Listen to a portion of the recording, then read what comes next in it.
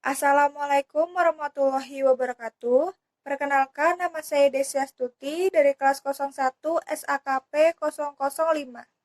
Saya Sari Nurkasana dari kelas 01 SAKP 005. Manajemen operasional.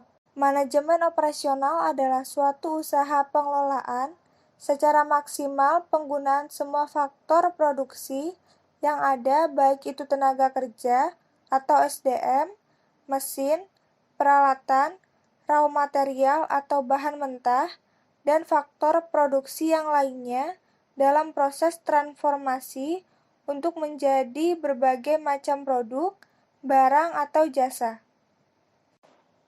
Tugas manajemen operasional adalah melaksanakan segala fungsi yang berhubungan dengan proses manajemen, mencangkup perencanaan atau planning, mengorganisasian atau organizing, pengaturan dan pengelompokan dari tenaga kerja dan staf, bertanggung jawab sebagai pemimpin, dan juga pengendali. Manajemen produksi. Produksi adalah segala kegiatan dalam menciptakan dan menambah kegunaan suatu barang dan jasa yang membutuhkan faktor-faktor produksi, dan inti dari sebuah perusahaan karena letak penghasil produk yang akan dijual oleh perusahaan tersebut adalah di produksi. Jadi, manajemen produksi adalah pengelolaan keseluruhan kegiatan produksi tersebut. Tugas manajemen produksi adalah mengatur segala sistem yang berhubungan dengan produksi dalam sebuah perusahaan. Di sini ada tabel perbedaan antara produk dan jasa.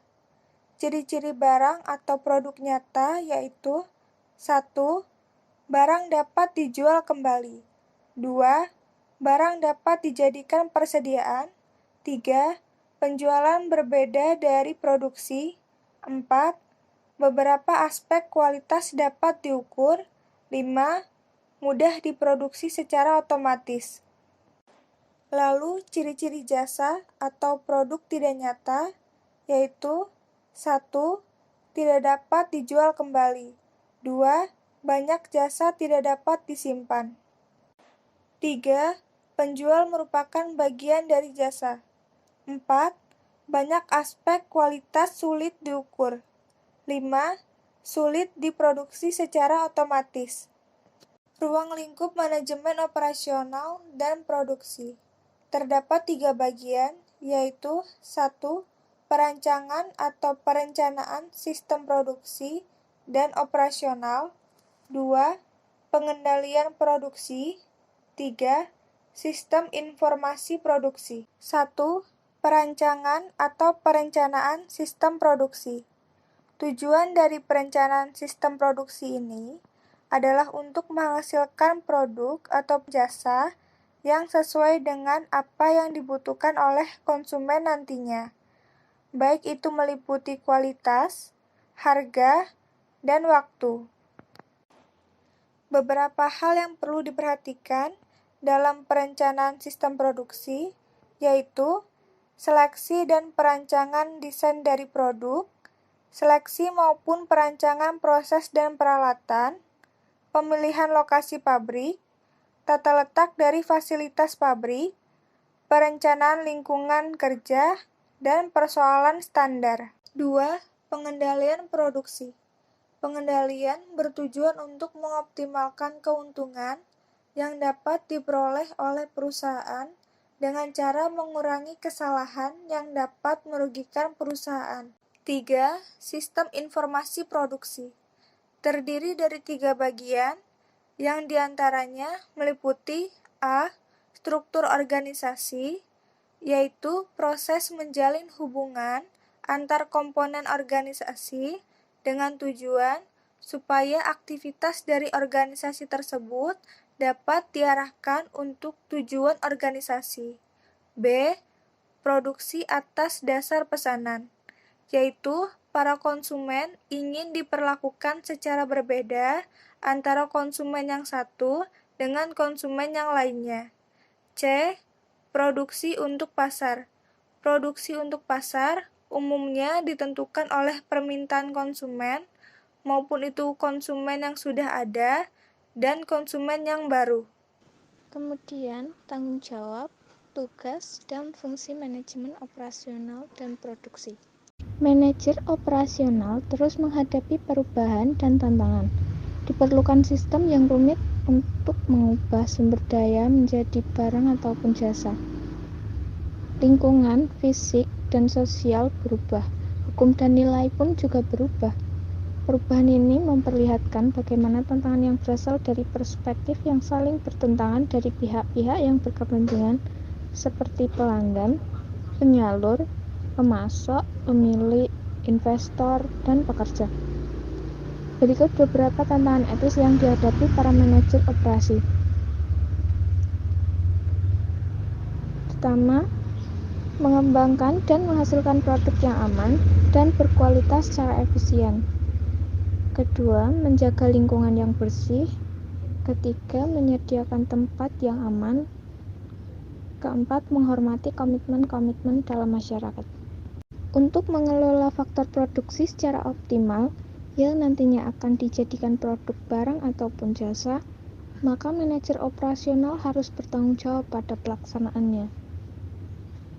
Tanggung jawab manajer operasional yaitu yang pertama, menghasilkan barang atau jasa, dua, mengambil sebuah keputusan mengenai fungsi operasi serta sistem transformasi, tiga, mengkaji pengambilan sebuah keputusan dari suatu fungsi operasional. Macam-macam pengambilan keputusan jika dilihat dari sudut pandang kondisi atas keputusan yang harus ditempuh oleh manajer operasional. Yang pertama, proses. Keputusan mengenai proses ini mengenai proses fisik atau fasilitas yang dipakai untuk memproduksi barang atau jasa. Keputusan ini termasuk tipe peralatan dan teknologi, aliran proses, penyusunan fasilitas, dan aspek-aspek lain yang menyangkut peralatan secara fisik atau fasilitas jasa. Banyak keputusan tentang proses ini merupakan keputusan jangka panjang dan tidak dengan mudah diubah atau direvisi. 2. Kapasitas. Kapasitas untuk menghasilkan jumlah produk yang tepat di tempat yang tepat dan dalam waktu yang tepat. Kapasitas untuk jangka panjang ditentukan dari ukuran fasilitas fisik yang dipakai. Sedangkan untuk jangka pendek, kapasitas dapat diperbanyak melalui subkontrak, tambahan gilir kerja, atau menyewa tempat. Keputusan kapasitas dimaksudkan untuk memberikan besarnya jumlah kapasitas yang tepat dan penyediaan pada waktu yang tepat. 3. Persediaan. Manajer persediaan membuat keputusan-keputusan dalam bidang produksi dan operasi. Keputusan persediaan menyangkut apa yang dipesan, berapa banyak dan kapan memesan. Sistem pengendalian persediaan dipakai untuk mengatur bahan baku mulai dari pembeliannya sebagai bahan baku, proses pembuatan sampai menjadi barang jadi. Manajer persediaan juga memutuskan berapa banyak barang yang akan disimpan sebagai persediaan, di mana penyimpanannya, dan hal-hal lain yang berhubungan dengan persediaan. 4. Mutu atau kualitas. Fungsi produksi dan operasi ditandai dengan penekanan tanggung jawab yang lebih besar terhadap mutu atau kualitas dari barang atau jasa yang dihasilkan. Keputusan dalam kualitas harus memastikan bahwa kualitas terkait langsung dalam setiap operasi penetapan standar, desain peralatan, orang-orang terlatih, dan pengawasan produk atau jasa yang dihasilkan. 5. Tenaga kerja. Dalam manajemen produksi dan operasi, pengelolaan tenaga kerja atau sumber daya manusia merupakan bidang keputusan yang sangat penting. Hal ini karena tidak akan terjadi proses produksi dan operasi tanpa adanya orang atau tenaga kerja yang mengerjakan. Tugas dan fungsi manajemen produksi. Pertama, fungsi perencanaan produk. Perencanaan produk memiliki 3 jenis kegiatan. Yang pertama, urutan kerja, kemudian penjadwalan, kemudian dispatching. Dispatching sendiri merupakan perintah kepada karyawan untuk memulai pekerjaan sesuai dengan urutan kerja dan penjadwalan yang telah disusun. Fungsi ini menentukan bentuk dan mutu produksi akhir. 2. Fungsi perencanaan proses. Fungsi ini berkaitan dengan penetapan metode terbaik, paling efektif, dan efisien, sehingga sumber daya yang tersedia bisa teraplikasi dengan baik dalam sebuah proses produksi yang sesuai dengan tujuan semula. 3. Fungsi persediaan. Fungsi ini berhubungan dengan bahan baku, mutu, dan tempat produksi yang tepat dengan memperhitungkan biaya serendah mungkin. 4. Fungsi pengawasan produksi dan pengawasan mutu. Memastikan produksi yang dilakukan sudah sesuai dengan rencana dan tujuan semula. Setelah produk jadi sudah ada, fungsi pengawasan mutu juga perlu dilakukan agar barang yang terdistribusi di pasar memang sesuai dengan kebutuhan dan keinginan pasar tersebut. 5. Fungsi pengawasan biaya. Manajemen produksi juga berfungsi mengawasi setiap pembelajaran yang dilakukan untuk usaha produksi tersebut. Adanya perbedaan biaya antara yang dikeluarkan dan yang direncanakan akan sangat membantu lancarnya proses produksi selanjutnya. 6. Fungsi distribusi. Bertujuan agar proses produksi bisa dilakukan dengan cepat dan biaya yang sekecil-kecilnya. Sekian, terima kasih.